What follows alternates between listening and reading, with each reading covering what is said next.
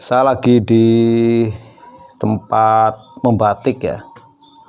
Ini meja batik, ini mejanya ini empuk ini. Nah, di belakang saya ini ada kompornya ada wajan, isinya itu malam ini udah panas, ini udah hidupkan tadi apinya. Ini nanti untuk membatik. Nah, lalu apa hubungannya antara membatik dengan kegiatan kebun sawah? Jadi gini, ini sawah ini yang saya garap ya, kan punya rencana untuk dua hal. Yang pertama itu untuk tanaman-tanaman yang bisa dimakan. Jadi saya punya rencana ya, di tengah kesibukan yang lain, untuk menanam berbagai tanaman yang bisa dimakan. Ya misalnya tanaman buah, ada lombok itu buah ya, ada matoa, ada ketepeng. Ini ada banyak bibitnya ini udah siapkan. Itu yang kedua, tanaman hias ya, ini juga banyak. Nah, dari berbagai tanaman itu ada juga tanaman yang kita ambil daunnya itu. Nah, daunnya untuk apa? Untuk bikin ekoprint. Nah, ini yang seperti yang saya pakai ini.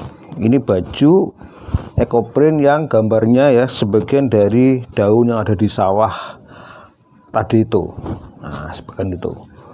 Kan kalau ada yang lain mungkin karena kita belum punya pohonnya sehingga kita masih cari tempat lain. Nah, lalu membatik ini tuh apa gitu ya? Ini batik ini. Sebelumnya saya ceritakan dulu apa tuh membatik. Mungkin teman-teman ada yang belum paham ya. Ada dua cara membatik. Pertama pakai cantring gitu ya.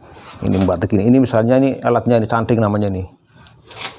Cantring ya. Ini untuk membatik. Jadi kayak gini nih. Nah, ini kita di sini. Nah gitu ini.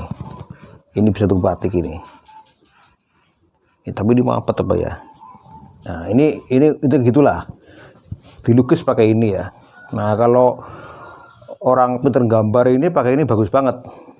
Batiknya pakai ini. Dan ini butuh waktu lama ya. Hanya orang sabar yang bisa membuat batik dengan cara canting ini, mencanting. Satu jarit bisa habis waktu 1 bulan lebih.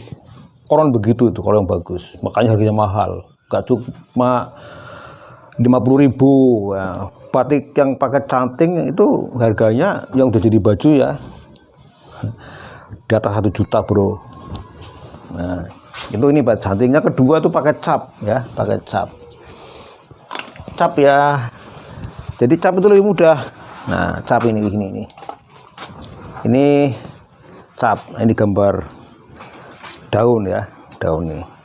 Nah, awalnya kita pakai kayak gini, gambar-gambar daun. Nah, ini dulu juga bikinnya mahal. Kemudian saya dan teman-teman di sini bikin imitasinya ya, pakai karton ini, seperti ini. Ini daun juga. Nah, awal-awal kita bikin batik itu gitu, isinya ya daun, gambar daun ya, gambar ya yang biasa lah. Karena kemudian kita pikir ya, apa sih bedanya yang batik yang kita bikin dan yang lain itu. Nah, teman-teman di sini itu mikir-mikir itu ya. Saya bilang teman-teman di sini tuh banyak ya. Kapan-kapan saya ceritakan siapa mereka itu di sini nih. Linknya kalau udah ada videonya kan saya sertakan di sini. Sini apa sini? Pokoknya di atas lah ada linknya atau di deskripsi ya. Siapa mereka itu.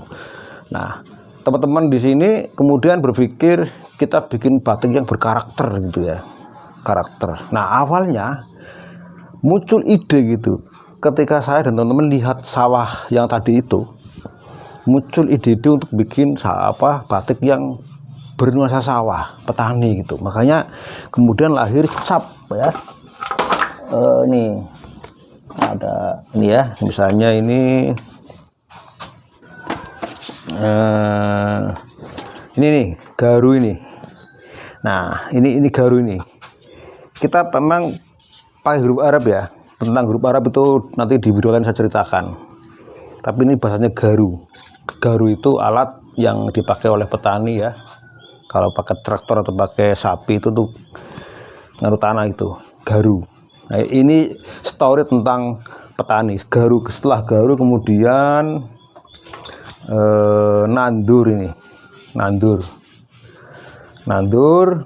kemudian ada panen. Nah ini masih banyak ya, karena tadi saya cari nggak ketemu. Nah ini kisah-kisah awal kita bikin batik itu dengan story ini. Jadi batik kita bukan hanya batik sekedar batik bunga, bukan gitu, tapi batik yang bercerita, batik story ya. Nah cerita awal adalah cerita tentang pertanian, tentang sawah yang ada di samping rumah saya yang tadi itu, atau sawah yang sedang kita bikin kita tanam-tanam itu biasanya itu story tentang itu pertanian. Kenapa itu penting? Karena ya selama ini hampir hilang story itu ya. Nah kita ukur dalam bentuk batik. Nah misalnya di kita ini kain ini ya, ini panen ya, garu nih, mudah caranya ini. Nah jadi di sini kan, wah itu umum itu karena belum lama gak dipakai nih. Ini masih umum ya. Nanti ini kita capkan di sini. Ini saya pakai gombal kecil karena eman-eman. Karena saya juga mau bikin batik tapi yang lain ya, motif lain. Jadi motif pertama itu motifnya batik pegon ya. Pegon itu huruf Arab.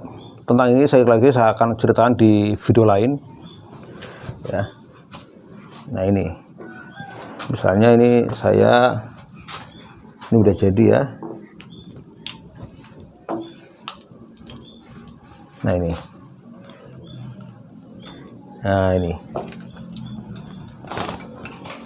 nih garu kan, teman-teman yang bisa nulis Arab tahulah ini garu itu alat untuk apa, untuk membajak sawah gitu, baik pakai kerbau, sapi ataupun pakai mesin traktor. Itu ini garu.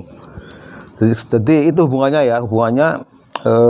batik dengan sawah. Jadi dulu tahun berapa itu awal-awal kita belajar batik itu tahun 2018-an. Nah cerita awal tentang batik adalah batik yang bernuansa tentang dunia pertanian, tentang petani yang mulai tersingkir, yang mulai ya pokoknya di kalangan anak muda juga nggak digemari. Siapa tahu yang menjadi tani itu loh, nggak ada gitu kayaknya orang, karena petani itu identik dengan kotor, dengan ya pokoknya gitulah. Biasanya kalau musim panen itu harganya gabah, turun anjlok. Kalau musim tanam harga pupuk itu naik. Pokoknya petani itu seperti nggak punya posisi tawar.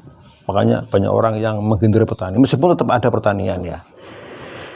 Itu ya, jadi hubungannya antara kebun sawah dengan membatik. Tentang membatik ini besok-besok akan saya juga bikin videonya lagi ya. Karena meskipun agak jauh dari tema pertanian, tapi ini sebenarnya berkait banget dengan teman-teman di sini itu.